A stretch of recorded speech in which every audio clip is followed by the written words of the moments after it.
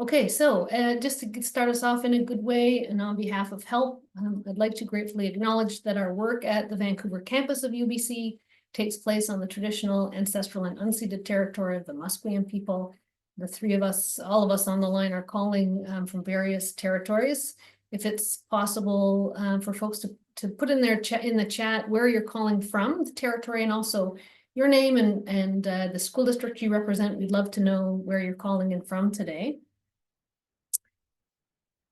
We assume that probably many of you have been on HELP-related presentations before, and you've seen these images. One is from HELP, the other is from the First Nations Health Authority. But before we start a data presentation, we just like to remind ourselves that while CHEQ is a parent or caregiver completed questionnaire, and families are, of course, an immediate influence on children, that the children's growth and development is impacted by multiple and interacting influences, from that very immediate influence out to the very broad influences. And just a reminder that it's not just about how one child and family is doing, but it's the quality of the systems and structures that surround a family that impact their daily experiences. And for sure, we're going to talk today about data that was collected over this course of these post-pandemic times, but also pre and during. And certainly the pandemic highlighted how something like a global issue can affect every layer of the influences we have on this screen, right down to the daily experiences of that child and family. So HELP's been collecting data across critical periods in children's early development for over 20 years. We gather information from different perspectives as well, and what you're seeing on the screen here is the Child Development Monitoring System, which is a series of 5 questionnaires. So both the Toddler Development Instrument and the Childhood Experiences Questionnaire, CHEQ is what we're here to talk about today, but both of these tools are parent and caregiver completed tools, and they're asking about the child's experiences and the context that they grew up in before they started school. EDI is the one probably best known, collected across the province for over 20 years, completed by kindergarten teachers about the developmental health, the skills and competencies of the children in their classrooms in February. And then MDI and YDI are student-completed questionnaires looking at their experiences inside and outside of school, their well-being, the assets in their lives, and you can see the grades that they cover. Importantly, just referencing the YDI is a sister questionnaire, really. It's Dr. Hasina Samji out of SFU implements that tool, but we work closely together with their team. So all of this we do in partnership with school districts like those of you on the call. And we always want to start our presentations by saying how grateful we are that you do this work with us. Your district teams, teachers, students, and families. So thank you very much. We know you have a lot on your plate, and we're very grateful for your time.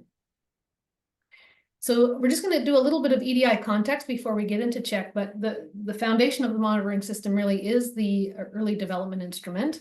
And this graph shows the trend line from Wave 2, data collected between 2004 and 2007, to Wave 8, which is our most recent publicly reported data collected 2019, pre-pandemic, to 2022, mid-pandemic, on the summary measure of the percentage of children vulnerable on one or more of the 5 areas of development that the Early Development Instrument measures. And you can see that there's been a fairly steady and slightly rising rate of vulnerability over those 20 years, with now in Wave 8, our most recent wave, 32.9% of kindergarten children, or 1 in 3, vulnerable on one or more areas of development that we know are important to their future success in school and beyond. And what we're looking at here is a picture of the province with that overall vulnerability rate by school district, and it's a heat map, so the darker the color, the higher the vulnerability rate. And really pointing out here that there continues to be great variability in vulnerability rates across the province. In fact, at the school district level, there's a range. There's a school district with vulnerability rates as low as 22% and going as high as 72%. And certainly those of you on the call who work in school districts know the difference between a school in a neighborhood with 22% vulnerable versus one with 72%, and sort of the systems and supports that families would need and schools would need in those different circumstances. So today we're going to give you a sneak peek. We mentioned the Wave 8 data is our most recently publicly reported wave, but we are in the midst of Wave 9 data collection. Some of the school districts on this call may have already done it or be doing EDI data this year. And so we are 2 years into Wave 9, which won't be publicly released until 2026. This wave, for various reasons, but one of the big ones being funding, has been stretched to 4 years. So public release in 2026. But we'd like to give you a sneak peek of what we have seen over the last 2 years, covering about 3/4 of the school districts, maybe a little over 3/4 so far, have participated in EDI data collection over these first 2 years of Wave 9. And here we go, drum roll. This is what we see so far. So these are preliminary results from the last, as I said, last 2 years of data collection. And really, we're saying that these are tentative because we don't have the full coverage of the province. We're going to wait before we come out fully, but we want to share this context, especially with districts that are collecting EDI data and may have some of their own and wondering about their vulnerability rates. So you see that we are concerned that vulnerability seems to be on the rise. And it would be a reminder that the kids in this last 2 years would have been ages 2 and 3 at the height of the pandemic. And today, as I mentioned with the CHEQ data, we're going to talk about what are those early experiences of young children and their families during this kind of pre, middle, and post-pandemic time. Great. So EDI data have provided us with important information about trends and patterns in children's development across the province and over time. What the CHEQ is trying to do is unpack. So what are those early experiences and the context that kids have grown up in that might be informing their development by the time that the teacher sees them in kindergarten? And what you see on the screen here are the areas or domains of information covered by the CHEQ. So you can see that the CHEQ covers information about social and emotional experiences, early learning and childcare, the community context that the child and family is growing up in, the physical health and well-being experiences, and the language and cognitive experiences, language and cognition experiences. And we are encouraging, some of you, again, are collecting both CHEQ and EDI in the same year. We're really trying to get school districts to participate in both in the same year. And the reason is, one, because school districts can then look at the experiences and context that parents are reporting in that child's CHEQ questionnaire at the start of the school year, and then the teacher's perspective on those same kids later in the year, but also because we can link them for research purposes. And what you see on the screen here is a graph that shows the relationship between CHEQ and EDI through linked data, demonstrating that children who have many experiences across those domains on the CHEQ that we know are important. So we use composite measures. So that means a collection of questions that are all about physical activity, sleep and nutrition, language and cognition, peer experiences, and we report them out as a group of questions. You can see that children who have had many experiences are less likely to be vulnerable. So that's the light pink line. Than students that are reporting or parents are reporting that their kids have had few of those positive experiences. So children with few positive experiences tend to have higher vulnerability. And just to make that really clear, language and cognition, you can see those students that reported few experiences were 46.7% were vulnerable on one or more scales of the EDI versus those that said they had many experiences. So hopefully people are understanding that graph, but that's one of the reasons that we're very excited about collecting these two tools together. And with that, I'm going to turn it over to Amanda to get us started on the CHEQ. Thank you, Kate. So this year we had just over 4,800 parents and caregivers complete a questionnaire with an overall participation rate of 41%. And we had 22 school districts participating this year. So the participation rates ranged from about 18% to a high of 90%. And I'm sure you all know, gathering data from parents and caregivers is challenging. And for newer school districts, it's not surprising to have lower participation rates as the school district gets familiar with the processes involved. And with all data collection, it's important to acknowledge that some families did not participate in the project. And it can be the case that the perspectives of families experiencing more barriers are more likely to be missing. So this is an important consideration as you start to think about what to do with your school district's data. And this year, we also made an update to the survey and removed the open text box in our stressful events question. And we also piloted collecting data in the spring with a handful of school districts. So in the past, we've heard feedback that springtime is less busy for school districts. And there's been interest in administering the CHEQ earlier to help alleviate some of that burden in the fall. So this was our first year trying to see if that was feasible, and so far, good feedback on that. So since 2017, 44 school districts in BC have participated. We hope to hit provincial coverage by the end of 2026, so by the end of our wave 9, and 22 participated this year, and a lot of them were larger urban districts as well, compared to previous. Yeah. So this is the list of the school districts that participated. So you can see there's larger districts like Victoria, North Vancouver, Langley, and Maple Ridge, Pitt Meadows. And here are the completion rates by school district. So the bars in the green represent districts that participated in the CHEQ for the first time this year. Again, it's normal to see lower participation rates in the first year. And also we see this pattern with larger districts as well. You can see here that, yeah, there's a large range in participation. Pass it on to Barry.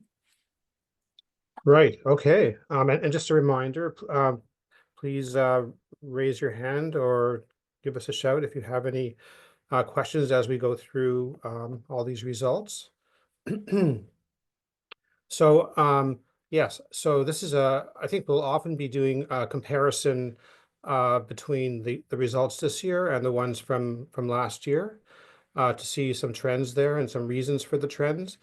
But the bigger picture story is, as Amanda and Kate have been saying, is that we are slowly but surely covering the whole province. But every year we have a different collection of school districts who are participating with a wide variety of participation rates, and so you have to take all of that into account when you're looking at your results and trying to think of the big picture.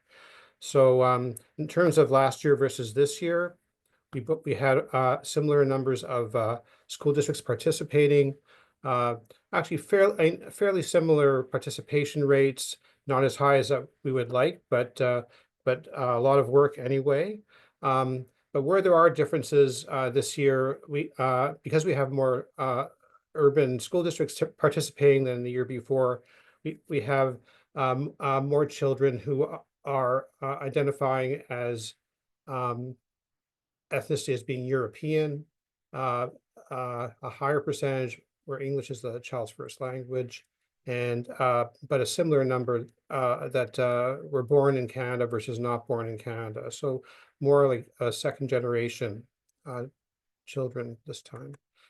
So next slide. Yeah, so as Kate mentioned, we do have these composite scores that each are made up of several items, and we'll be reporting on the composites throughout this presentation and sometimes some of the individual items. But here's a comparison for those 4 composites between last year and this year. Very similar numbers of parents participating. And what you can see, the dark blue are the percentage of parents who had the many experiences, the ones that are the more positive side of things, and the lightest color, the ones that had few or no experiences. And so a few things we can notice from this, and we'll talk about it in more detail, is that different composites have different patterns.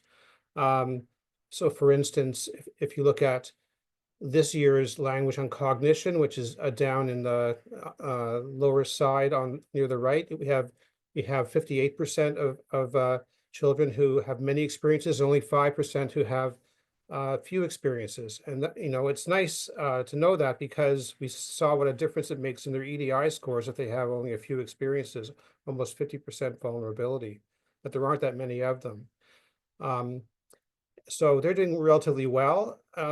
Contrast that with the nutrition and sleep on the left-hand side, and there you see relatively few children who have many experiences, and it's just both on the sleep side and the nutrition side there are some challenges. going forward that we are tracking. But one thing we have seen for all four of these over the last 2 years is an improvement in the percent who are having many experiences from across all four of these composites. So that's the good news.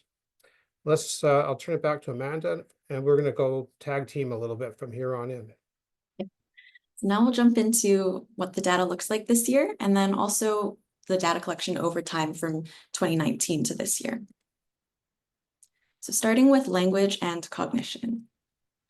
So on the CHEQ, there are questions about the frequency that the child and parent caregiver do things like read stories, talk about things they see in daily life, and sing songs together. Also about child's experiences with things like drawing, building things, and engaging in pretend play. So here we see the language and cognition composite measure that combines the answers to the questions into one measure, noting if children have had many, some, or few language and cognition experiences. So you can see that in 2024, 58% of children had many experiences. This is similar to the rate we saw last year, which is about 54%. And at the district level, there is a range in the percentage of children in the many category from 38 to 83%. So you can find your district data from this composite measure on the snapshot report, the district snapshot report. Right, and then what we're going to do is go back and forth, look at the results over the this year that you all participated in, and then compare it to last year. But then look farther back. You know, it's 2019 when we kind of had a very stable version of the CHEQ, although we did shorten it in 2023. So the composites have changed a little bit, but what this slide really shows is that the increase that we've seen in the percent of many experiences from last year to this year is really part of a larger pattern of not much difference over the years.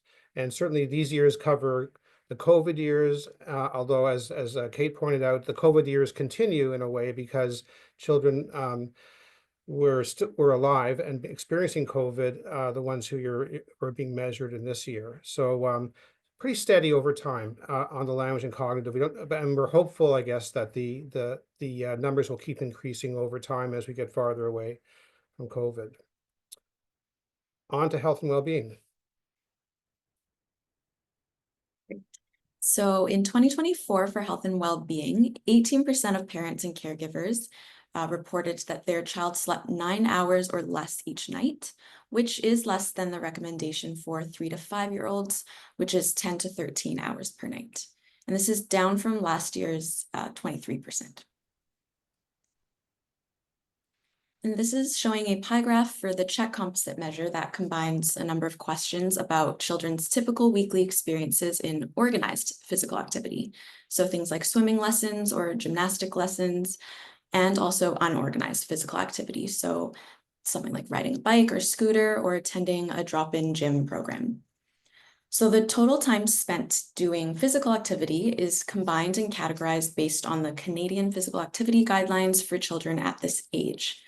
So for 2024, we see that 56% of children had many experiences, meaning that they met the recommendation of 60 minutes per day or more of energetic physical activity.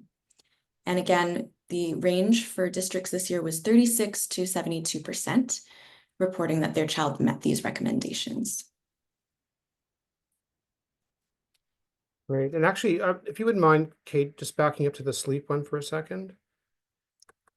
I just wanted to point out, again, there's all kinds of variables at play here, which school districts take part every year, something about excuse me, something about participation rates and just differences between places. So sleep is an important one, and one of the reasons why the composite score for sleep and nutrition is as poor as it is and has always been is that there are quite a few children who don't get enough sleep at night, or do not have the right nutrition, and mostly having to do with having more sugary and salty beverages and foods. But you can see the range at the bottom here, so I wanted to show you.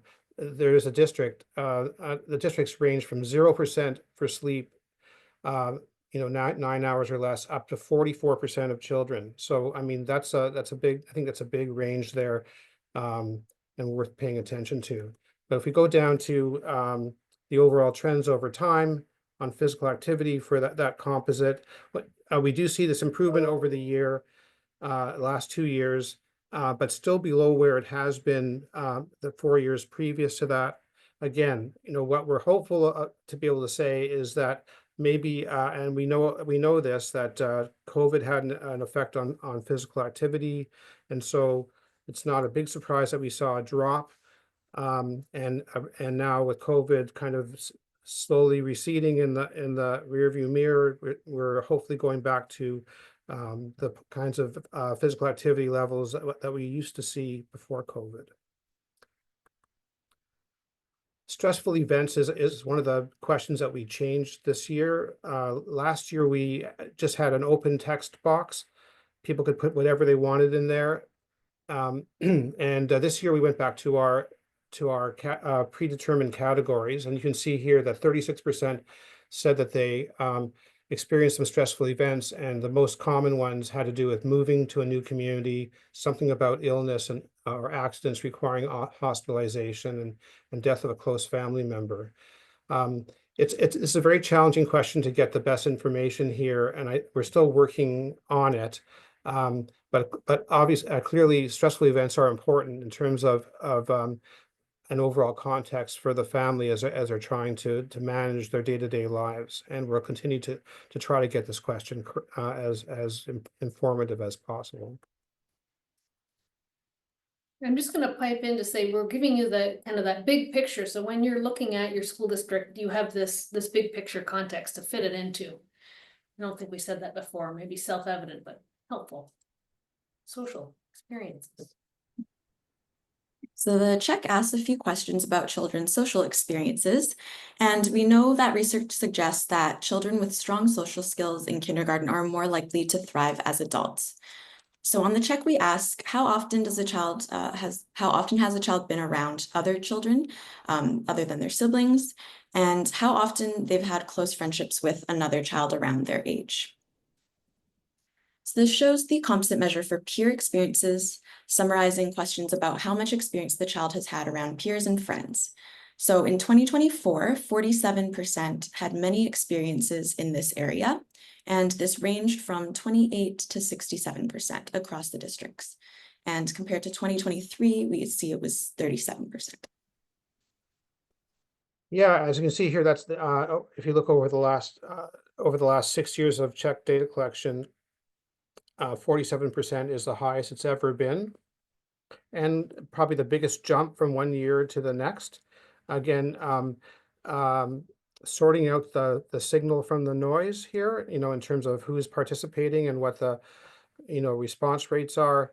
We can't say for sure that this is a strong signal that peer experiences are getting better over time, but this is the trend that we're going to be following, because this is probably the biggest change of all the composites from last year to this year.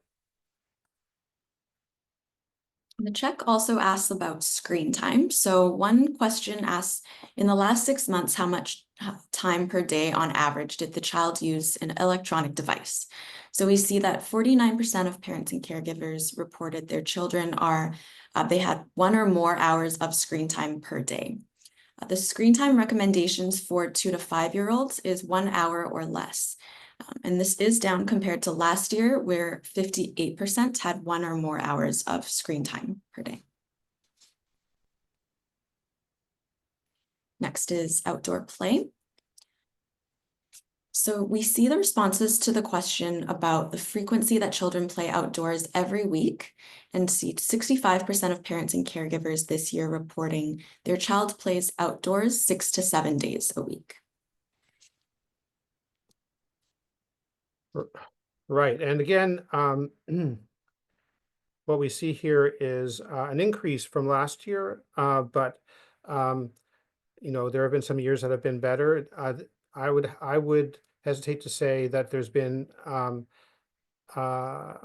there's a strong evidence that there's been a change in the percentage of children who played outdoors 6 or 7 days per week in the past 6 months. And I will say that this in 2024, we had a spring pilot. So I believe some of these data are from the spring, where 6 months before is a different time of year for playing outdoors than it is when you collect that data in the early fall.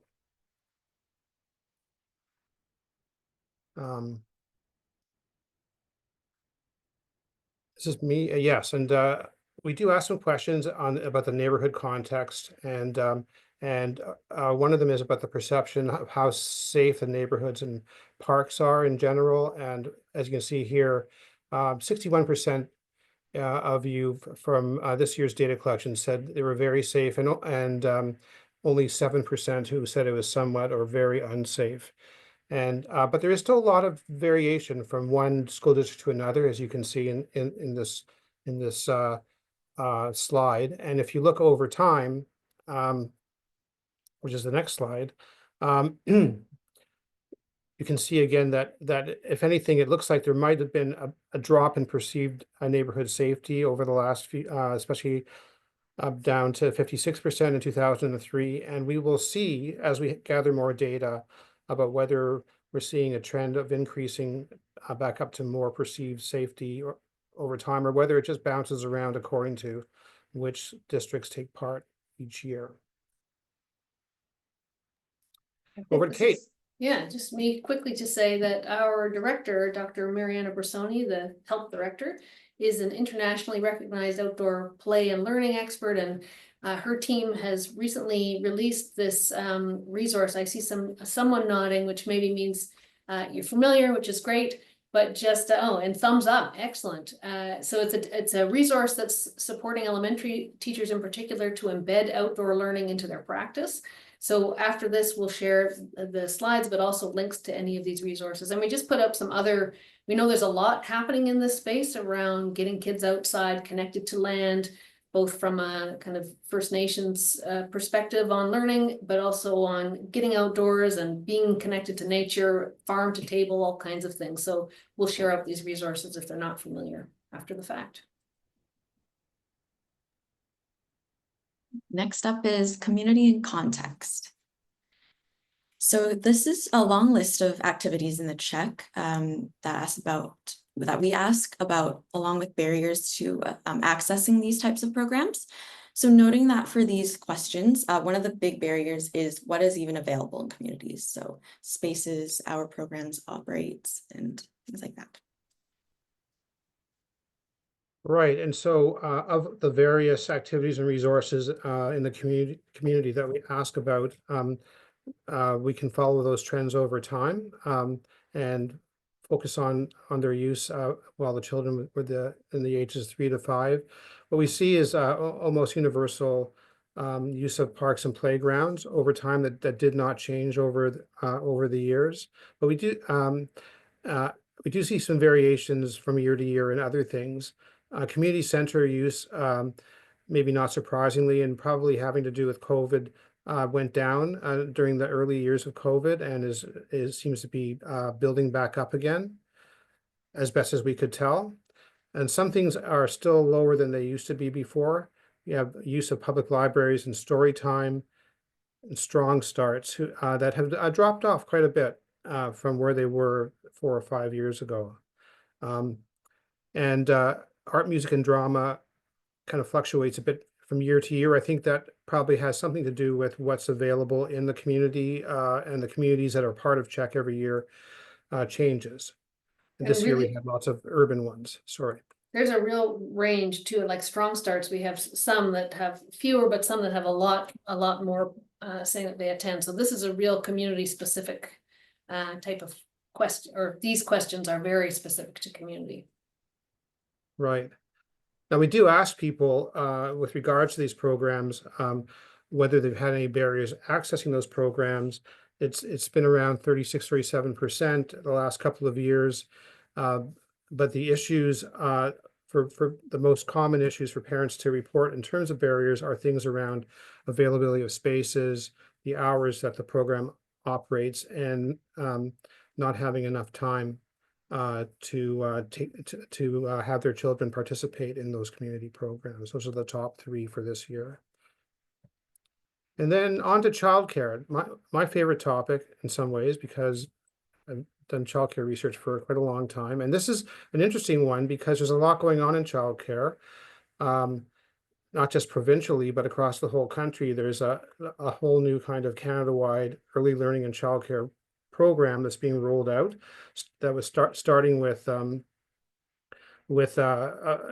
addressing affordability and moving towards $10 a day childcare, not just across our province, but across every single province. And we're partway there, not as far along as other provinces are, but luckily we asked some questions about childcare in CHEQ. And so this particular slide talks about which kind of arrangements, other than parental care, that children were using from the ages of 3 years old until they started school in kindergarten. And so 78% said that they use some sort of non-parental arrangement, and you can see a strong preference, or at least usage pattern, relating to licensed childcare centers and preschools. Very little in terms of in our province in terms of even licensed family childcare, relatives, nannies, and so on in our sample. So we ask about arrangements, and we also ask about the use. Yes, we actually follow that over time, and what we see here in terms of non-parental arrangements, I think, is something relating to the Canada-wide early learning and childcare program. Because these non-parental arrangements are more affordable now, we're starting to see people using them more, and we're up to 78% of families reporting this year that their child used a non-parental childcare arrangement between the ages of 3 to 5. And the next one even talks another aspect in terms of childcare centers specifically, and again, we're seeing not just more non-parental arrangements, but we're seeing an increase in the use of childcare centers. As you probably all know from working in the field, the limitation these days is switching from affordability to availability of spaces. And so as the supply of childcare spaces goes up, in centers in particular, I believe we'll see some of these numbers going up even more over time, but we're starting to see a little bit of that. Finally, people are reporting on their childcare barriers. The vast majority of people still say that in the time that their child has been in need of some kind of childcare arrangement over their whole life going into kindergarten, that 80% say that there have been some challenges. And as you can see from the right-hand side of this, challenges still are more around availability of spaces. Being on a wait list is a relatively new thing that we kind of split off from availability, but there's lots of wait lists are still an issue. We'll see costs coming down eventually, and again, this is really kind of a snapshot of where we're at in terms of building out a universal childcare system in the province and in the country. Barry really spoke to this already about how much is happening in that childcare space, but we also know that school districts are in all kinds of early learning and childcare programs already, and that there's a lot of emphasis on getting into that childcare space, and it's not a simple trajectory. But I will say we've had a couple of school districts that have said that they've used these CHEQ data to support the relationship building with earlier sector folks, like bringing people together, looking at these data together, saying these are our shared children and families, really helping to think together as these are complicated, multi-layer, multi-influence decisions about how to move forward for a school district. So just recognizing there's lots happening, and that these data may help to inform some of this early learning and childcare work. And if you are using it to inform your childcare work, we want to hear about it, or your early learning work at all. Please, we'd love to talk to you. We'd love to feature you on our website, because people want to hear, especially because so many districts, this is newer territory. So what can we share out so that you're learning from one another and we're learning from your good work. Is that me? It is me. Okay, so we're a nimble group here at HELP, and so when we're all trying to deal with the pandemic, we're collecting data year after year, we started to ask some questions about the impact of the pandemic on children and families as part of CHEQ. And we've been asking those questions for the last 4 years.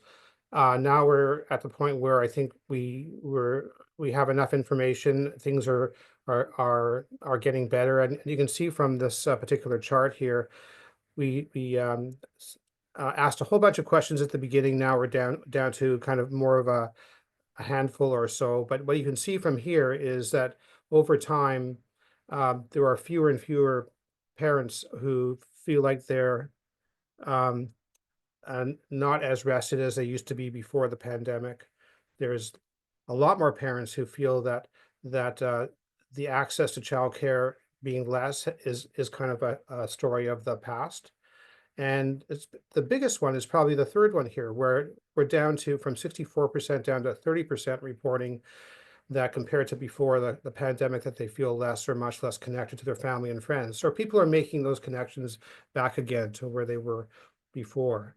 Household income is a hard one, but we still see some decreases there over time as an issue, and stress levels are. I mean, we live in a pretty stressful world. I'm not sure if we're ever going to get this down to reasonable levels, but at least it's less than it was when the pandemic was one of the major sources of stress back in 2021. For me, it's still interesting that 30% are saying they're less connected to friends and family as a result of the pandemic, even all these years later. Like, there is still some impact, even though thankfully it's trending in the right direction. It's interesting. Okay, so actually maybe let's pause, because now we're going to get into like your reports and using the data. I'm just wondering if there are any questions maybe that came up in the chat. I couldn't really see the chat. Don't think so. Any comments or questions from those on the call? Not yet. All right, we're going to keep going, but please do interrupt if you want. No, you must. You must. Okay, so just wanting to point out that something that you probably already know, which is that we report out on the CHEQ through multiple layers of reporting. So from the private that only school districts can access through the CHEQ system, individual, school and classroom reports. And they're all available now. And if you haven't had a chance to look at them, please look at them. And if you need help to look at them, that's Amanda's expertise.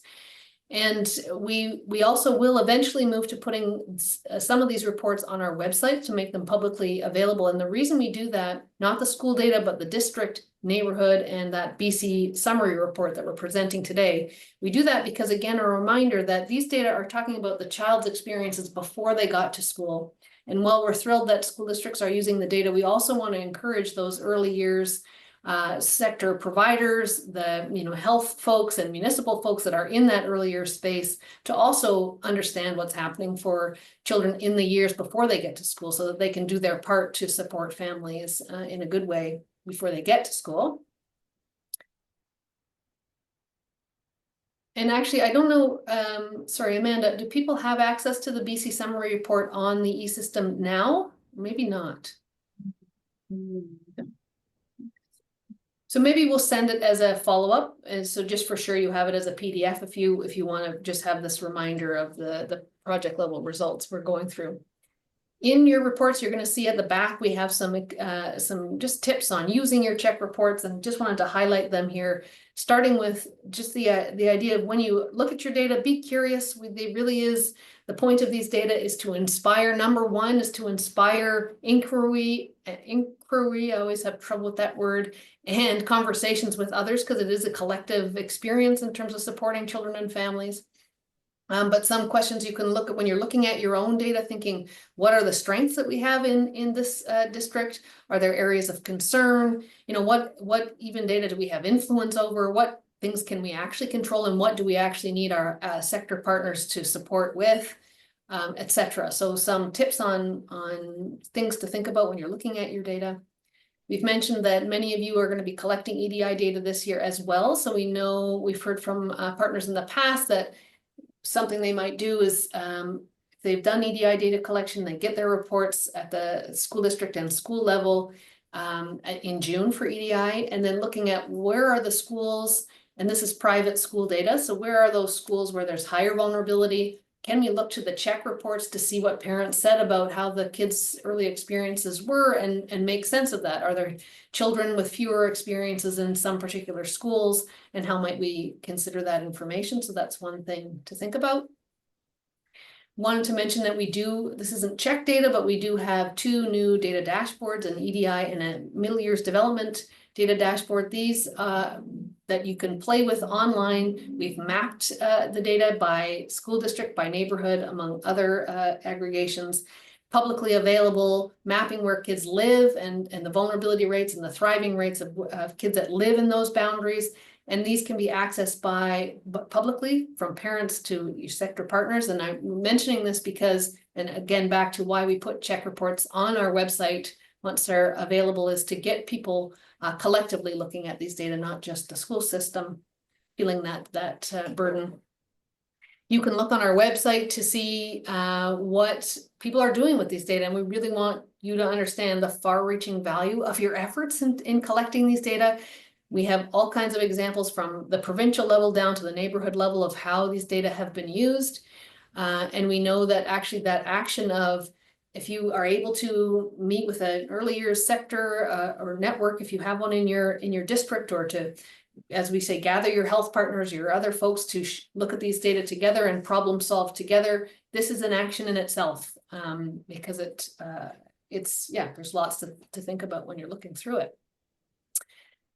Relatedly, we've actually, as I just said, if you have a story about how you've used data, we want to hear it. And we've been writing stories and then pointing people to resources that our various sector partners have done with the data. I've highlighted this bottom one: cross-sector collaborations create early years programming to support Rocky Mountain transition into kindergarten. That's a long title, but a really great story about how SD6, and I don't know if we have someone from SD6 on the call, but how they've used CHEQ data in particular, embedded in a number of ways. And I've pulled some of their slides. We recently presented to the BC School Trustees Association, looking at all of our data and really saying, hooray for schools, you're doing so much, and encouraging trustees to look at these data in support of their work with you. And we had Rocky Mountain present how they've used these data to support their foray into early years and childcare work. So they really have deeply embedded the CHEQ. They've been collecting year over year for quite a while, and it's become part of their regular systems in terms of collecting it, sharing with their early years partners, and then doing some school-based review on a regular basis. But just to give you one example of how they've used it, they noticed in 2020 that the number 1 barrier to accessing programs and services in their district was that parents reported they did not know about it. 33% did not know that certain programs or services existed. They took that as an opportunity to think about, well, what are the activities we could do in our where we could actually get parents more familiar with what's available. And so where they used to do Ready, Set, Learn events just in their schools, they decided to host some of these Ready, Set, Learn events in community, and to invite multiple sector partners to come and be there, present what they do, be available to talk with parents, for example, speech and language folks or the public health nurse, so that folks could get connected to services if they needed it. And they really had this goal of increasing service provider attendance and family attendance at these events, and they saw great success. And Crystal, who presented with us, Crystal McLeod, who's the district principal there, told a story about even parents needing to meet each other. And it's really true of the pandemic experience, that parents got disconnected from also having their own peer group. So both kid and parent being able to meet people at these events was great. And that they found that in 2024, when they looked at their results, that that number 1 barrier was no longer number 1. It had moved to number 8, and only 9% saying that they did not know about community programs or services. And Rocky Mountain has very high participation rates in the 90s. Okay, so from all that we've said, what can you do? You're probably already doing what you're doing, so keep doing it. It's number one. We would say these data suggest that, more social and emotional learning opportunities, which just by being in a classroom, kids are getting, but maybe there's some actual SEL type programming that could be introduced. We'd say any opportunities for connection, both for kids themselves and families in real life, off screens and with one another. We would say getting kids and their families outdoors and moving, and to continue to support and strengthen the childcare sector, which we know many of you are already doing.